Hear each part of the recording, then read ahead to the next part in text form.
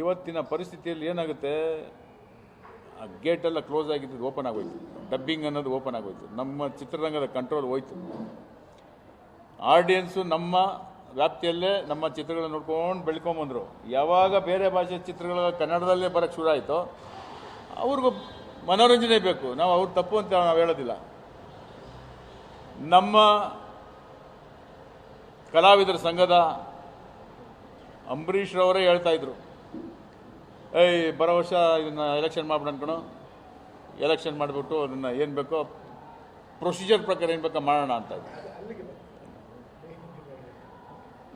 ಆಯ್ತಣ್ಣ ಮಾಡೋಣ. ನಮ್ಮ ದುರಾದೃಷ್ಟ ಅವ್ರನ್ನ ಕಳ್ಕೊಂಡ್ವಿ ನಾವು ಆ ಸಂದರ್ಭದಲ್ಲಿ. 25ಕ್ಕೆ ಇಟ್ಕೊಂಡಿದ್ವಿ, ನವೆಂಬರ್ 25ಕ್ಕೆ. 24ಕ್ಕೆ ಅವ್ರು ಕಾಲವಾದ್ರು. 24 ನವೆಂಬರ್ 24, 25ಕ್ಕೆ ಜನರಲ್ ಬಾಡಿ ಇಟ್ಕೊಂಡಿದ್ದು ಏನಾಯ್ತು, ಲೈಟ್ ಅರೇಂಜ್ಮೆಂಟ್ ಆಗಿತ್ತು, ಎಲ್ಲರಿಗೂ ಇದಾಗಿತ್ತು, ಪಾತ್ರೆ ಇಳಿಸ್ತಾ ಇದ್ರು. ಅಷ್ಟೊತ್ತಿಗೆ ಮಂಡ್ಯದಲ್ಲಿ ಒಂದು ಆಕ್ಸಿಡೆಂಟ್ ಆಗಿದ್ದಕ್ಕೆ ಈ ಅಪ್ಪ ತುಂಬ ಎಕ್ಸೈಟ್ ಆಗಿಬಿಟ್ರು. ಅಳಕ್ಕೆ ಶುರು ಮಾಡಿಬಿಟ್ರು. ಯಾವತ್ತು ಹತ್ತಿದ್ದು ನಾನು ನೋಡಿಲ್ಲ.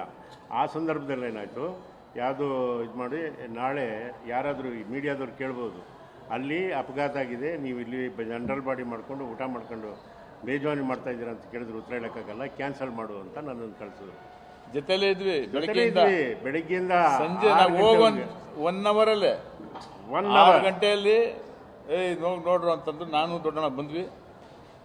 ಲಾಸ್ಟ್ ಅಲ್ಲಿ ಡೈನಿಂಗ್ ಟೇಬಲ್ ಕೂತ್ಕೊಂಡು ಟಿವಿ ನೋಡ್ತಾ ಇದ್ರು. ಫುಲ್ ಬೆಳಿಗ್ಗೆಯಿಂದ ಮಕ್ಕಳು ಬಸ್ಸಲ್ಲಿ ಮುಳುಗಿದ್ದು ತುಂಬ ಹತ್ಕೊಂಡು ನಾವು ಫಸ್ಟ್ ಟೈಮ್ ನೋಡಿದ್ದು ಅಂಬರೀಷ್ ಅವ್ರು ಅಷ್ಟೊತ್ತಿಗೆ.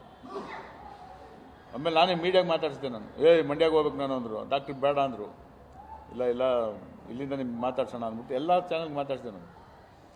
ಅದಾದಮೇಲೆ ನಮ್ಮ ದುರಾದೃಷ್ಟ 25 ಅದಾಯಿತು. ಮತ್ತೆ ಆ ಸಂದರ್ಭಗಳು ಕೋವಿಡ್ ಬಂತು, ಏನೇನೋ ಬಂತು.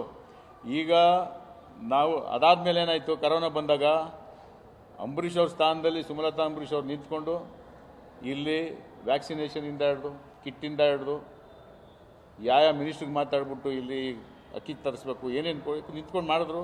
ಅದಕ್ಕೆಲ್ಲ ನೀವು ಇದ್ದೀರಾ, ನೀವು ನೋಡಿದ್ದೀರಾ ಇಲ್ಲೆಲ್ಲ ಬಂದು ಮಾಡಿದಂಥ ಸೇವೆನ. ಅವರು ನಮ್ಗೆ ಇನ್ಸಿಸ್ಟ್ ಮಾಡೋರು. ಅಂಬರೀಷ್ ಅವರು ತುಂಬ ಇಷ್ಟಪಡ್ತಾಯಿದ್ರು, ದಯವಿಟ್ಟು ನೀವು ಎಲೆಕ್ಷನ್ ಮಾಡಿ ಅಂತ 2-3 ವರ್ಷದಿಂದ ಅವರು ಹೇಳ್ತಾ ಇದ್ದಾರೆ. ಆ ಸಂದರ್ಭದಲ್ಲಿ ಒಂದೊಂದು ಈ ಥರ ಬರ್ತಾಯಿತ್ತು. ನಾವೇನು ಮಾಡಬಾರ್ದು ಅನ್ನೋ ಉದ್ದೇಶ ಇಲ್ಲ. ನಾನು ದೊಡ್ಡಣ್ಣನೇ ಇಲ್ಲಿ ಯಾವಾಗಲೂ ಇರಬೇಕು ಅನ್ನೋ ಉದ್ದೇಶ ನಮ್ಗೆ ಸತ್ಯವಾಗಲೂ ಇಲ್ಲ.